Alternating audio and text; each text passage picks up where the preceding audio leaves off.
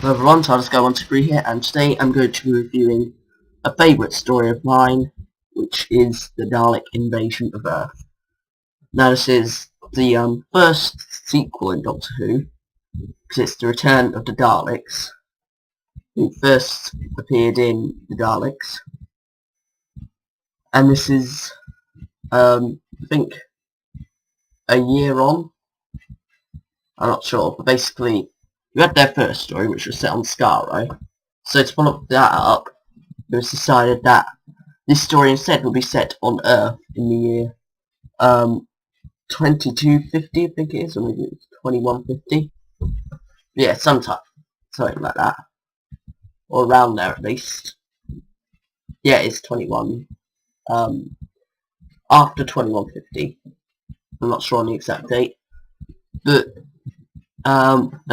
the date details. Let's get into the actual story. Now this is also the farewell story of Susan. So yeah, it's monumental for that because it's the first companion farewell. So yeah, that's quite interesting. It's also quite emotional for William Hartnell. And that end is just amazing, but I'll get onto that later. Now the Daleks themselves in this, they've obviously been redesigned slightly. They've now got a bigger bumper at the bottom and a disc on the back.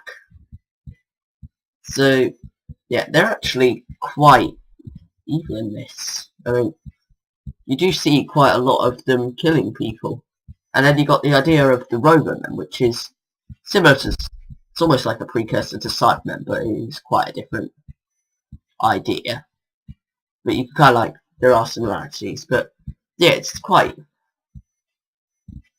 it just shows they're evil. I think this is probably one of the stories when you see the Daleks at their most evil, to be honest. Now, I did mention that this was kind of like one of my favourites, and it's probably got quite a fair bit to do with nostalgia, because I have had this was my first Doctor Who DVD, and I think it's my first classic story, possibly. I've had this for a very long time, since I was very young, and it's just kind of like, it's just sank in, really. It's just an amazing story. It's got such a scale, I think, as well. It's something that Doctor Who doesn't try to do often. At least in the classic series, it tries to limit itself, but in this, it went all out of the scale. All the characters get split up, mostly. Then you got Ian doing his own adventure with another character, with a different character. Barbara goes on her own adventure with, I'm gonna hate myself because I can't remember the other characters' names. Barbara goes on an adventure with a, Jenny, that's it, Jenny. And the Doctor and Susan go on an adventure, go off on a, well, I say adventure, but they all wind up in the same place, but they take different routes there and whatnot. Kind of like, I think, yeah, it's just quite interesting, really, how that happens. I'm not sure if that happens in many other stories, but this one it works quite well. So you start off in London, and the first episode is terrific in setting up this empty London thing and whatnot with the murder and everything. And the first sequence is amazing, of just the man ripping the thing off and going into the water. And then the Dalek coming out at the end. It's all just great. Now you could complain about the sense of the plot, but then again it is Doctor Who, so you're allowed to have some what do we call it? Dramatic sufferances, I think.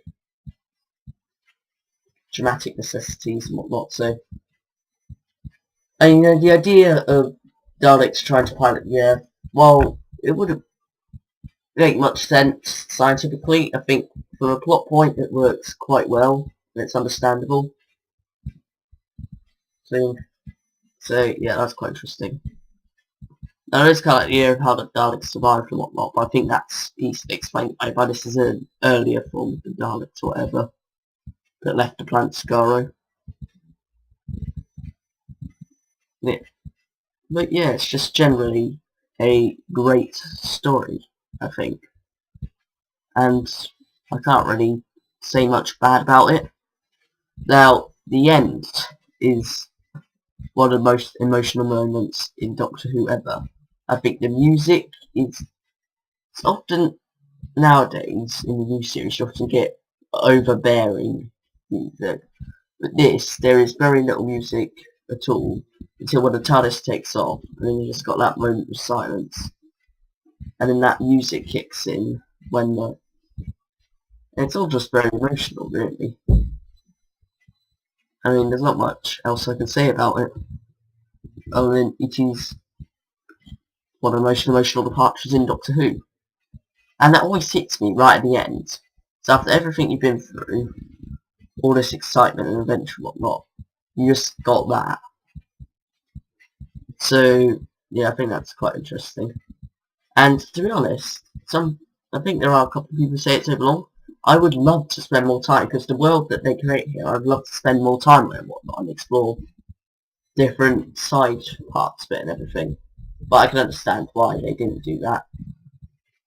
Yeah, as a core story, I think that itself works quite well.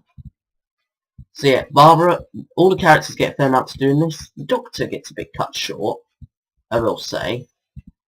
I mean, he gets enough to do at the start and the end. It's just in the middle. He doesn't get much to do. Ian gets a fair amount to do. Barbara gets a fair amount to do. Susan gets a fair amount to do as well, with David and whatnot. So, and you really, going back to the end again, you really can feel there's kind of like the struggle for Susan, you know, kind of like whether to leave or not. I think that some of the best bit of acting Caroline Ford ever did for the series. I know some people say she wasn't that good and whatnot, and she screamed all the time, but to be honest, I think if you have any doubts, that moment there just makes you think she is a good companion, really. And I think the goodbye is emotional because everything just comes together really well. So, yeah, I think that's going to do it for this. And, yeah, because this is at a time that Terry Nation was at his best, to be honest. Because, I mean, he kind of did droop after, well, after this, I guess. I mean, you had Daleks Master Plan. Then you had the Chase, which isn't bad at all. Daleks Master Plan, which Dennis Spooner wrote about. I think it's Dennis Spooner. And then he stopped for a while. Then he had Planet Daleks, which is basically a remake of the Daleks. Then you had Death of the Daleks, which isn't too bad, but it's not as good. Then you got Genesis, which some people argue is more Robert Holmes than